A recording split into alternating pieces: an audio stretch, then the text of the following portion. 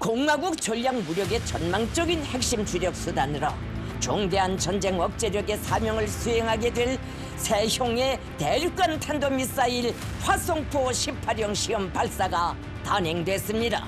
1계단은 표준 탄도 비행 방식으로 2, 3계단은 고각 방식으로 설정하고 시간 지연 분리 시동 방식으로 미사일의 최대 속도를 제한하면서 무기 체계의 각 계통별 기술적 특성들을 확증하는 방법으로 진행했습니다. 발전적이고 선진적이며 강위력한 무기 체계 개발을 지속적으로 빠르게 다그치는 것은 우리 당과 공화국 정부의 일관한 입장이라고 하시면서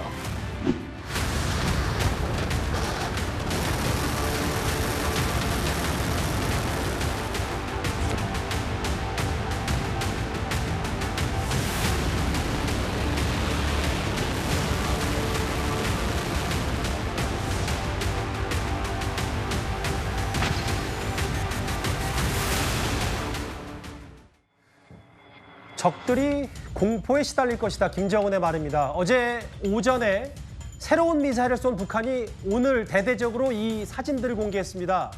들키지도 않고 빨리 쏠 수 있다는 바로 그 고체 연료 탄도미사일입니다. 양욱 의원님, 3위부터 먼저 만나볼 텐데요. 제목 그대로예요. 얼마나 위력이 있을까?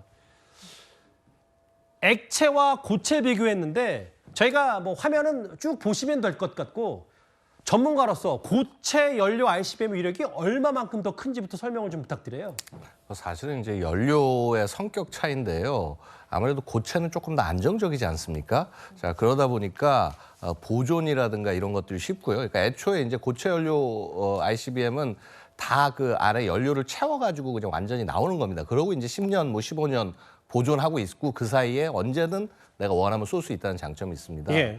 자, 반면에 이제 액체 연료 ICBM 같은 경우는 미사일을 발사하기 전에 액체 연료와 산화제를 집어넣는다 이렇게 이제 알려지고 있어요. 예. 특히 이제 문제는 뭐냐면 연료는 상관이 없는데 예. 산화제가 문제입니다. 산화제가. 예, 산화제가 적연질산이라는 걸 북한은 사용을 하는데요. 이게 부식성이 엄청나게 뛰어나서 집어넣으면 한 달 정도 지나면 탱크가 사가버립니다. 잠시만요. 예. 그러니까 여기 있는 그 액체 연료의 산화제가 예. 유통기한이 짧기 때문에 예를 들면 뭐 예, 유통기한이 미사일 짧다기보다는 이제 얘가 되게 그 부식성이 강해서 탱크를 뚫어버린다는 거예요. 오래 보존하면. 아하. 자, 그래서 이제 보통 우리가 집어넣는데 얘기하는데요. 사실 그거 되게 옛날 얘기입니다. 죄송한 말씀입니다만 이미 액체 연료와 고체 연료가 차이가 없어진 지 꽤 된 것이요. 아하. 자, 만약에 탱크가 부식이 돼가지고 뚫린다라고 하면은 그 탱크 안쪽에다가 그 안에다 이렇게 뭐라고 그럴까 화학 재료를 덮으면 돼요. 그래서 소위 그렇게 해서 미리 다 액체 연료도 집어넣어서 나오는 걸 우리가 이제 엠퓨라 한다라고 얘기를 하거든요. 네.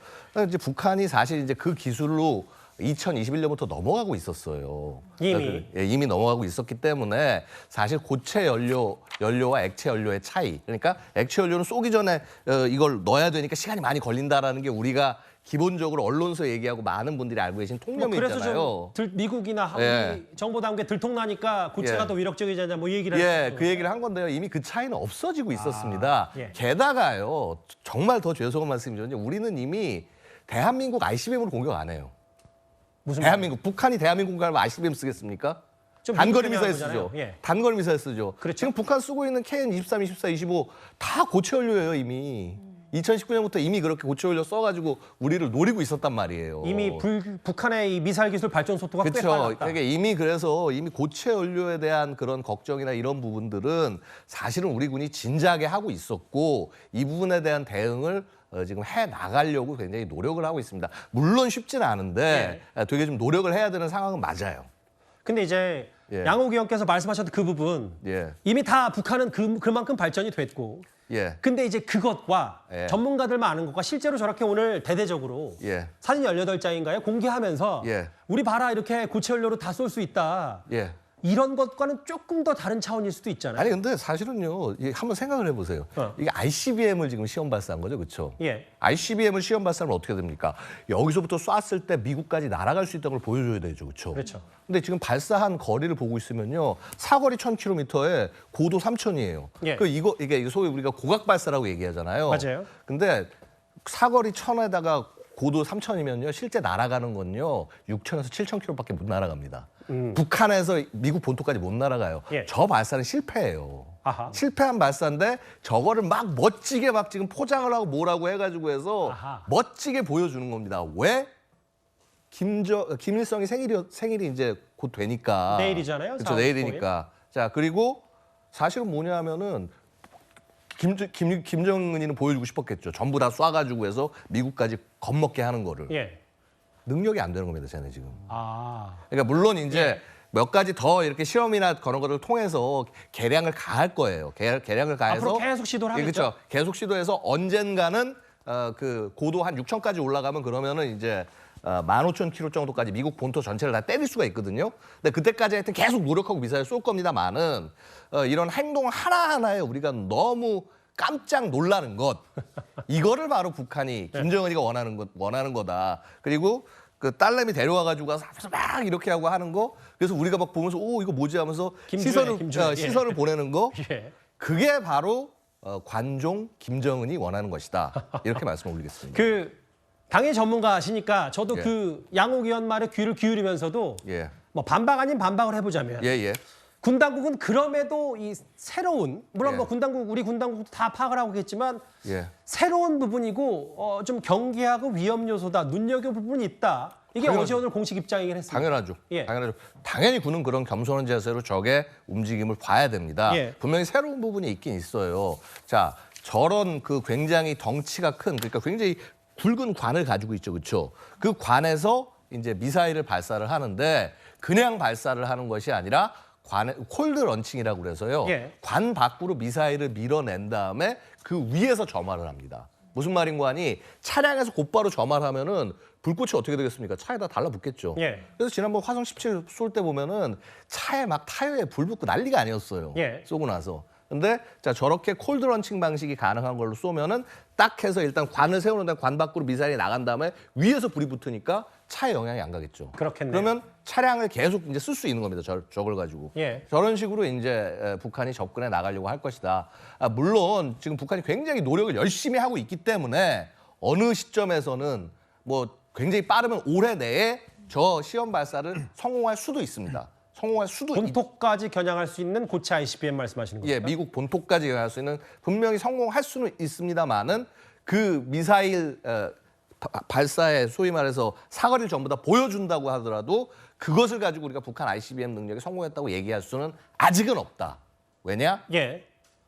ICBM이 들어갔으면 떨어져서 공격을 해야 될 거 아니에요, 그렇죠? 근데 지금 얘들이 이렇게 직각으로만 쐈지 정삼각도로 쏴서 들어가는 거 예, 어렵고 들어온 다음에 여기서 다탄두가 돼서 공격을 해야지 미국이 막기가 어려운데 탄도 하나 쑥 내려오면 미국 막아요. 바로 그런 부분 때문에 미국이 어찌 보면 예. 아직은 코웃음을 치고 있는 거죠.